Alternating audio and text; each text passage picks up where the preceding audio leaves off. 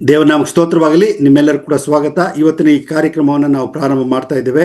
ನಿಮ್ಮೆಲ್ಲರನ್ನು ದೇವರು ಆಶೀರ್ವದಿಸುವಂತವನಾಗಿದ್ದಾನೆ. You are watching Ebenson TV. I am Professor Dr. Ebenson James. ಈಗ ನೀವು ಎಬೆನ್ಸನ್ ಟಿವಿಯನ್ನು ವೀಕ್ಷಿಸ್ತಾ ಇದ್ದೀರಾ. ಈಗ ಮಾತಾಡಲಿಕ್ಕಿರುವಂಥವರು professor doctor Ebenson James. The title of today's message is The Greeks Seek Jesus. ಇವತ್ತಿನ ಒಂದು ವಾಕ್ಯದ ಅಂಶ ಏನು ಅಂತ ಹೇಳಿದರೆ, ಗ್ರೀಕರು ಕ್ರಿಸ್ತನನ್ನು ಹುಡುಕುವಂಥವರಾಗಿದ್ದಾರೆ. Let us turn to the Gospel according to St. John, chapter 12, verse 20 and 21. ಇವತ್ತಿನ ವಾಕ್ಯ ಧ್ಯಾನಕ್ಕಾಗಿ ಯೋಹಾನನ ಬರೆದ ಸುವಾರ್ತೆ 12ನೇ ಅಧ್ಯಾಯ 20 ಮತ್ತು 21ನೇ ವಚನ ನೋಡಿಕೊಳ್ಳೋಣ. And there were certain Greeks among them that came up to worship at the feast. The same came therefore to Philip, which was of Bethsaida of Galilee, and desired him, saying, Sir, we would see Jesus. ಯೋಹಾನ ಬರೆದ ಸುವಾರ್ತೆ 12ನೇ ಅಧ್ಯಾಯ 20 ಮತ್ತು 21ನೇ ವಚನ. ಇದಲ್ಲದೆ ದೇವಾರಾಧನೆ ಮಾಡಬೇಕೆಂದು ಜಾತ್ರೆಗೆ ಬಂದವರಲ್ಲಿ ಕೆಲವು ಮಂದಿ ಗ್ರೀಕರಿದ್ದರು. ಇವರು ಗಲಿಲಾಯದಲ್ಲಿರುವ ಬೆತ್ಸಾಯಿದ ಊರಿನ ಫಿಲಿಪ್ಪನ ಬಳಿಗೆ ಬಂದು, ಅಯ್ಯ, ಯೇಸುವನ್ನು ನೋಡಬೇಕೆಂದಿದ್ದೇವೆಂದು ಅವನನ್ನು ಬೇಡಿಕೊಂಡರು. Jesus used to say, My hour has not come.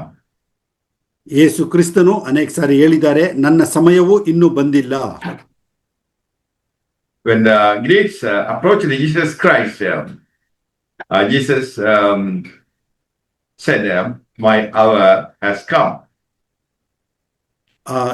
ಗ್ರೀಕರು ಬಂದು ಯೇಸು ಕ್ರಿಸ್ತನನ್ನು ಸಂಧಿಸಿದಾಗ ಯೇಸು ಕ್ರಿಸ್ತನು ಈಗ ನನ್ನ ಸಮಯ ಬಂದಿದೆ ಎಂಬುದಾಗಿ ಹೇಳುತ್ತಾರೆ. Greeks who were going to celebrate feast in the temple met Philip desiring to see Jesus. ಯಹೂದ್ಯರು ಹಬ್ಬದ ಸಮಯದಲ್ಲಿ ಫಿಲಿಪ್ಪನ ಹತ್ರ ಬಂದು ನಾವು ಯೇಸು ಕ್ರಿಸ್ತನನ್ನು ಕಾಣಬೇಕೆಂದು ಬೇಡಿಕೊಳ್ಳುತ್ತಾರೆ. They wanted to learn wisdom and word of God from Jesus himself. ಅವರು ದೇವರ ವಾಕ್ಯವನ್ನ ಹಾಗೂ ದೇವರ ಜ್ಞಾನವನ್ನ ಯೇಸು ಕ್ರಿಸ್ತನಿಂದಲೇ ನೇರವಾಗಿ ಪಡ್ಕೊಳ್ಳಿಕ್ಕಿದ್ದರು. And Jesus said, The hour has come for the Son of Man to be glorified. ಯೇಸು ಕ್ರಿಸ್ತನ್ ಹೇಳುತ್ತಾನೆ, ಮನುಷ್ಯ ಕುಮಾರನಿಗೆ ಮಹಿಮೆ ಪಡಿಸುವಂತ ಸಮಯ ಬಂದಿದೆ ಎಂಬುದಾಗಿ ಹೇಳುತ್ತಾನೆ. Jesus said, Unless a grain of wheat fall into the ground and die, it abides alone. ಯೇಸು ಕ್ರಿಸ್ತನ್ ಹೇಳುತ್ತಾನೆ, ಒಂದು ಗೋಧಿಯ ಕಾಳು ನೆಲದಲ್ಲಿ ಬಿದ್ದು ಸಾಯದಿದ್ದರೆ ಅದು ಒಂದೇ ಆಗಿ ಉಳಿಯುತ್ತದೆ. If it dies, it brings forth much fruit. ಅದು ಸತ್ತರೆ ಹೆಚ್ಚು ಫಲ ಕೊಡುತ್ತದೆ. It is time for Jesus to finish his mission on the cross. ಇದು ಯೇಸು ಕ್ರಿಸ್ತನು ಶಿಲುಬೆಯಲ್ಲಿ ತನ್ನ ಕಾರ್ಯವನ್ನ ಮಾಡುವಂತ ಸಮಯ ಬಂದಿದೆ. Christ has to die for the sin of the world. ಯೇಸು ಕ್ರಿಸ್ತನು ಜನರ ಪಾಪಕ್ಕಾಗಿ ಸಾಯುವಂತ ಸಮಯ ಬಂದಿದೆ. He is the lamb that carries sin of the world. ಆತನು ಲೋಕದ ಪಾಪವನ್ನು ಹೊತ್ತುಕೊಂಡು ಹೋಗುವಂತ ಯಜ್ಞದ ಕುರಿಯಾಗಿದ್ದಾನೆ. Had he preserved his life, it would have been like a farmer keeping a grain of wheat in his hand and refusing to give up and expecting a harvest to come. ಯೇಸು ಕ್ರಿಸ್ತನು ತನ್ನ ಪ್ರಾಣವನ್ನು ಉಳಿಸಿಕೊಂಡಿದ್ದರೆ ಒಬ್ಬ ರೈತನು ತನ್ನ ಬೀಜವನ್ನು ಇಟ್ಟುಕೊಂಡು ಫಲ ಕಾಣದೆ ಇರುವ ರೀತಿಯಲ್ಲಿ ಆಗಿರುತ್ತಾ ಇತ್ತು. Jesus had to go to the cross to reach out to the four corners of the earth for a harvest of souls. ಯೇಸು ಕ್ರಿಸ್ತನು ಒಂದು ಆತ್ಮಗಳ ಸುಗಿಗೋಸ್ಕರ ಆತನು ಮರಣದ ಕಂಬವನ್ನ ಏರಬೇಕಾಗಿತ್ತು. For Jesus, dying is the only way to reap a harvest. ಯೇಸು ಕ್ರಿಸ್ತನಿಗೆ ಈ ಒಂದು ಮರಣದಿಂದಲೇ ಒಂದು ಸುಗ್ಗಿ ಬರುವಂತ ಕಾಲ ಇತ್ತು. Jesus said, Die to yourself to bear fruit. ಯೇಸು ಕ್ರಿಸ್ತನು ಹೇಳುತ್ತಾನೆ, ನೀವು ಫಲ ಫಲಿಸಲಿಕ್ಕಾಗಿ ನೀವು ನಿಮ್ಮ ಪ್ರಾಣವನ್ನೇ ಕೊಡಬೇಕಾಗ್ತದೆ. Die here means you place the interest of Christ above your own. ಸಾಯುವುದು ಅಂತ ಹೇಳಿದ್ರೆ ನಮ್ಮ ಆಶೆ ಅಭಿಲಾಷಗಳಿಗಿಂತ ಯೇಸು ಕ್ರಿಸ್ತನ ಚಿತ್ತವನ್ನ ನೆರವೇರಿಸುವಂತದ್ದೇ ಆಗಿದೆ. You must be willing to give costly acts of love. ಇದು ಯೇಸು ಕ್ರಿಸ್ತನು ಹೇಳಿದ ರೀತಿಯಲ್ಲಿ ನಾವು ಆ ಒಂದು ಪ್ರೀತಿಗೋಸ್ಕರ ತ್ಯಾಗವನ್ನು ಮಾಡಬೇಕಾಗ್ತದೆ. Surrender your life to the author of life, Jesus Christ. ಜೀವ ಕೊಡುವಂತ ಯೇಸು ಕ್ರಿಸ್ತನಿಗೆ ನಮ್ಮ ಜೀವಿತಗಳನ್ನು ನಾವು ಸಮರ್ಪಿಸಿದವರಾಗಿರಬೇಕು.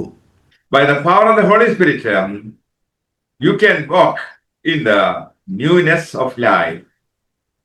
ಪವಿತ್ರಾತ್ಮನ ಬಲದಿಂದ ಹೊಸ ಜೀವಿತದಲ್ಲಿ ನಡಿಲಿಕ್ಕೆ ನಿನಗೆ ಸಾಧ್ಯವಾಗ್ತದೆ. Jesus said, my food is doing the will of God and accomplish his work. ಯೇಸು ಕ್ರಿಸ್ತನು ಹೇಳುತ್ತಾನೆ, ನನ್ನ ಒಂದು ಆಹಾರ ಏನು ಅಂತ ಹೇಳಿದ್ರೆ ದೇವರ ಕೊಟ್ಟ ಕೆಲಸವನ್ನು ಮಾಡಿ ಆತನ ಕಾರ್ಯವನ್ನು ಪೂರೈಸುವಂತದ್ದೇ ಆಗಿದೆ. Jesus said this when he was hungry. ಯೇಸು ಕ್ರಿಸ್ತನು ಇದು ಆತನು ಹಸಿದಿರುವಾಗ ಹೇಳಿದಂತ ಮಾತಾಗಿರುತ್ತದೆ. When disciples went to take food, Jesus had the opportunity to witness to a Samaritan woman. ಶಿಷ್ಯರೆಲ್ಲರೂ ಊಟ ತರಲಿಕ್ಕೆ ಹೋಗಿದ್ದಾಗ ಯೇಸು ಕ್ರಿಸ್ತನು ಸಮಾರ್ಯದ ಸ್ತ್ರೀಗೆ ಸುವಾರ್ತೆ ಹೇಳಲಿಕ್ಕೆ ಒಂದು ಅವಕಾಶವನ್ನ ಆತನು ಉಪಯೋಗಿಸಿಕೊಂಡನು. Jesus led her to salvation. ಯೇಸು ಕ್ರಿಸ್ತನು ಆಕೆಯನ್ನ ರಕ್ಷಣಾ ಮಾರ್ಗಕ್ಕೆ ನಡೆಸಿದನು. Jesus said to the disciples that he had his food. ಯೇಸು ಕ್ರಿಸ್ತನು ತನ್ನ ಶಿಷ್ಯರಿಗೆ ಹೇಳುತ್ತಾನೆ, ತಾನು ತನ್ನ ಊಟವನ್ನು ಮಾಡಿದ್ದೇನೆಂಬುದಾಗಿ ತಿಳಿಸುತ್ತಾನೆ. Jesus clarified his food was to do the will of God. ಯೇಸು ಕ್ರಿಸ್ತನು ಅವರಿಗೆ ವಿವರಿಸಿ ಹೇಳಿದ್ದೇನು ಅಂತ ಹೇಳಿದ್ರೆ, ನನ್ನ ಒಂದು ಊಟ ದೇವರ ಚಿತ್ತವನ್ನು ಮಾಡುವಂತದ್ದೇ ಆಗಿದೆ. Joy of Jesus was so powerful that it actually silenced his physical hunger. ಆ ಒಂದು ದೇವರ ಒಂದು ಪ್ರಸನ್ನತೆ, ದೇವರ ಒಂದು ಕಾರ್ಯವು ಶಾರೀರಿಕ ಹಸುವನ್ನು ಅದು ನೀಗಿಸುವಂತದ್ದಾಗಿದೆ. Jesus forgot his personal need. ಯೇಸು ಕ್ರಿಸ್ತನು ತನ್ನ ಅವಶ್ಯಕತೆಯನ್ನು ಆತನು ಮರೆತಿದ್ದನು. Such fulfillment comes from walking in obedience to Christ. ಯೇಸು ಕ್ರಿಸ್ತನಿಗೆ ವಿಧೇಯರಾಗಿ ನಡೆಯುವಾಗ ಆ ರೀತಿಯ ಒಂದು ಪೂರೈಸುವಿಕೆ ಬರುತ್ತದೆ. Keep walking in the lifestyle of crucifying the flesh. ನಾವು ಯಾವ ರೀತಿ ನಡಿಬೇಕಂತ ಹೇಳಿದ್ರೆ, ನಾವು ನಮ್ಮ ಶರೀರದ ಆಸೆಗಳನ್ನ ಕ್ರೂಜೆಗೆ ಹಾಕಿದಂತವರಾಗಿರಬೇಕು. If you are willing to endure physical suffering, you will be able to walk with Jesus. ನಾವು ಶಾರೀರಿಕ ಬಾಧೆಗಳನ್ನ ತಾಳ್ಕೊಳ್ಳಿಕ್ಕೆ ಶಕ್ತರಾಗಿದ್ರೆ ನಾವು ಕ್ರಿಸ್ತನೊಂದಿಗೆ ನಡಿಲಿಕ್ಕೆ ನಾವು ಶಕ್ತರಾಗುತ್ತೇವೆ. You will be renewed by his power now. ಈಗ ನೀವು ಆತನ ಒಂದು ಬಲದಿಂದ ಶಕ್ತಿಗೊಳ್ಳುತ್ತೀರಿ. You will also reign with Jesus in the kingdom of God. ಹಾಗೂ ನಾವು ಕ್ರಿಸ್ತನ ರಾಜ್ಯದಲ್ಲಿ ಆಡಳಿತ ಮಾಡುವವರಾಗುತ್ತೇವೆ. A pastor came to a place to start a church. ಒಬ್ಬ ಪಾಸ್ಟ್ರು ಒಂದು ಸ್ಥಳದಲ್ಲಿ ಬಂದು ಒಂದು ಸಭೆಯನ್ನು ಆರಂಭ ಮಾಡಲಿಕ್ಕೆ ಬಂದು ಅಲ್ಲಿ ವಾಸ ಮಾಡುತ್ತಾರೆ. After a few days he arrived, the doorbell rang and he went out to open the door.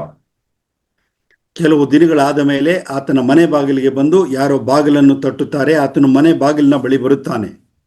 3 masked men put a gun to his head and pulled the trigger and murdered him. 3 ಮುಸುಕುದಾರಿಗಳು ಬಂದು ಆತನನ್ನ ಎಳೆದು ಆತನನ್ನ ಆ ಒಂದು ಬಂದೂಕುಗಳಿಂದ ಹೊಡೆದು ಆತನನ್ನ ಸಾಯಿಸುತ್ತಾರೆ. Not long after, God spoke to another pastor, I want you to take your family and go to the same place.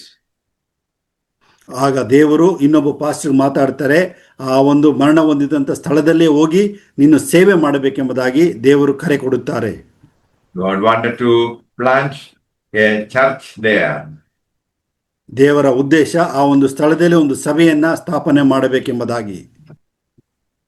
That man of God willingly obeyed Christ's instruction and moved the same flat where the other pastor had been.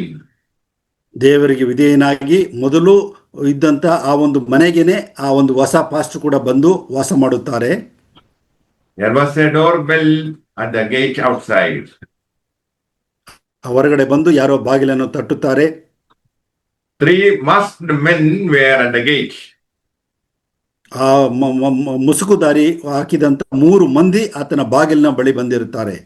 They put a hood over his head and threw him into the back of a car. ಅವರು ಆತನನ್ನ ಎಳೆದುಕೊಂಡು ಹೋಗಿ ತಮ್ಮ ಕಾರ್ನಲ್ಲಿ ಎಳೆದುಕೊಂಡು ಹೋಗ್ತಾರೆ. He said that he rode over a long time. ಅವರು ಆತನನ್ನ ತುಂಬಾ ದೂರ ಪ್ರಯಾಣ ಕರ್ಕೊಂಡು ಹೋಗ್ತಾರೆ. The vehicle came to a place and they pulled him out of the car.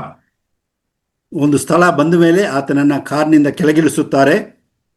He was still masked and heard a door open. ಆತನು ಬಾಗಿಲು ತೆಗೆಯುವಂತ ಶಬ್ದವನ್ನು ಕೇಳಿಸಿಕೊಂಡು ಆತನು ಯೋಚನೆ ಮಾಡುತ್ತಾ ಇರ್ತಾನೆ. They stepped in and food was removed. ಆತನಿಗೆ ಒಳಗೆ ಬಂದು ಆ ಒಂದು ಊಟವನ್ನು ತೆಗೀತಾರೆ. The man of God looked around the room and found 900 terrorists. ಆತನು ತಲೆ ಎತ್ತಿ ನೋಡಿದಾಗ ಸುಮಾರು 900 ಉಗ್ರವಾದಿಗಳು ಅಲ್ಲಿರುವಂತದ್ದನ್ನ ಕಾಣುತ್ತಾನೆ. At that time, the pastor thought that he was going to be executed. ಆ ಒಂದು ಪಾಸ್ಟರ್ ಯೋಚನೆ ಮಾಡ್ತಾರೆ ಆತನನ್ನ ಅವರೆಲ್ಲರೂ ಸೇರಿ ಕೊಂದು ಹಾಕ್ತಾರೆ ಎಂಬುದಾಗಿ. But they revealed, we murdered the pastor who lived there. ಅವರು ಹೇಳಿದ್ದೇನೆಂದ್ರೆ ನಾವು ಆ ಒಂದು ಪಾಸ್ಟರ್ನ ನಾವು ಕೊಲೆ ಮಾಡಿದ್ರು ಮೊದಲಿದ್ದವರನ್ನ. The night we killed him, we all had the same dream. ಅವರು ಹೇಳ್ತಾರೆ ಅವರನ್ನ ಕೊಂದ ದಿನವೇ ನಮ್ಮೆಲ್ಲರೂ ಕೂಡ ಒಂದು ಕನಸು ಬಿತ್ತು. We dreamed that the blood of that man was on our hands. ಆ ಒಂದು ಕನಸು ಏನು ಅಂತ ಹೇಳಿದ್ರೆ ಆ ಕೊಲೆ ಮಾಡಿದಂತ ರಕ್ತವು ನಮ್ಮ ಕೈಲಿಗೆ ಅದು ಮೆತ್ತಿಕೊಂಡಿತ್ತು. But God, in His mercy, would send someone who could tell us how to get the blood out of our hands. ದೇವರು ದಯಮಾಡಿ ನಮ್ಮ ಕೈಗಳಲ್ಲಿರುವಂತ ರಕ್ತವನ್ನ ಯಾರು ತೊಳಿತಾರೆ ಎಂಬುದಾಗಿ ನಾವು ಯೋಚನೆ ಮಾಡ್ತಾ ಇದ್ದವು ಅಂದರು. They asked, are you that person? ಅವರು ಕೇಳುತ್ತಾರೆ ಆ ಒಂದು ವ್ಯಕ್ತಿ ನೀನೇನಾ ಎಂಬುದಾಗಿ ಪಾಸ್ಟರ್ನನ್ನ ಕೇಳುತ್ತಾರೆ. That night, the pastor had the opportunity to share gospel to 900 terrorists. ಆ ಒಂದು ರಾತ್ರಿ ಆ ಒಂದು ಪಾಸ್ಟರ್ಗೆ 900 ಉಗ್ರವಾದಿಗಳಿಗೆ ಸುವಾರ್ತೆ ಹೇಳುವಂತ ಸದಾವಕಾಶ ದೊರಕಿತು. Those men and their families accepted Jesus Christ as their Lord and Savior. ಆ ಒಂದು ಜನರು ಅವರ ಕುಟುಂಬದವರೆಲ್ಲರೂ ಕೂಡ ಯೇಸು ಕ್ರಿಸ್ತನನ್ನ ಸ್ವಂತ ರಕ್ಷಕನಾಗಿ ಅಂಗೀಕರಿಸಿಕೊಳ್ಳುತ್ತಾರೆ. May the Lord grant us power to witness. ದೇವರು ತಾನೇ ನಮ್ಮ ಒಂದು ಬಲಹೀನತೆಯಲ್ಲಿ ಬಲವನ್ನ ಅನುಗ್ರಹಿಸುವವನಾಗಿದ್ದಾನೆ. Amen. ಆಮೆನ್. ನಾವು ಪ್ರಾರ್ಥನೆ ಮಾಡಿಕೊಳ್ಳೋಣ. ನಮ್ಮನ್ನು ಹೆಚ್ಚಾಗಿ ಪ್ರೀತಿ ಮಾಡಿದಂಥ ಪ್ರೀತಿ ಸ್ವರೂಪನಾದ ಪರಲೋಕ ತಂದೆಯಾದ ದೇವರೇ, ನಾವು ನಿನ್ನನ್ನು ಕೊಂಡಾಡುತ್ತೇವೆ, ಆರಾಧಿಸ್ತೇವೆ, ಘನಪಡಿಸ್ತೇವೆ. ನಿನ್ನ ಮಹೋಪಕಾರಗಳಿಗಾಗಿ ಸ್ತೋತ್ರ. ನೀನು ನಮ್ಮನ್ನು ನೋಡುವಂಥ ದೇವರು, ನಮ್ಮನ್ನು ಸೃಷ್ಟಿ ಮಾಡುವಂಥ ದೇವರು, ನಮ್ಮನ್ನು ಆರಿಸಿಕೊಂಡು ಪ್ರೀತಿಸಿದಂಥ ದೇವರಾಗಿದ್ದಿ. ಅದಕ್ಕಾಗಿ ಸ್ತೋತ್ರ ಮಾಡ್ತೇವೆ. ವಿಶೇಷವಾಗಿ ಸ್ವಾಮಿ, ನೀನು ನಿನ್ನ ಸೇವಕರನ್ನು ಕಳಿಸಿ ಸ್ವಾಮಿ ಉಗ್ರವಾದಿಗಳು ಕೂಡ ನಿನ್ನ ಕಡೆ ತಿರುಕೊಳ್ಳುವಂತೆ ನೀನು ಕಾರ್ಯ ಮಾಡಿದ್ದೆ. ಅದಕ್ಕಾಗಿ ಸ್ತೋತ್ರ.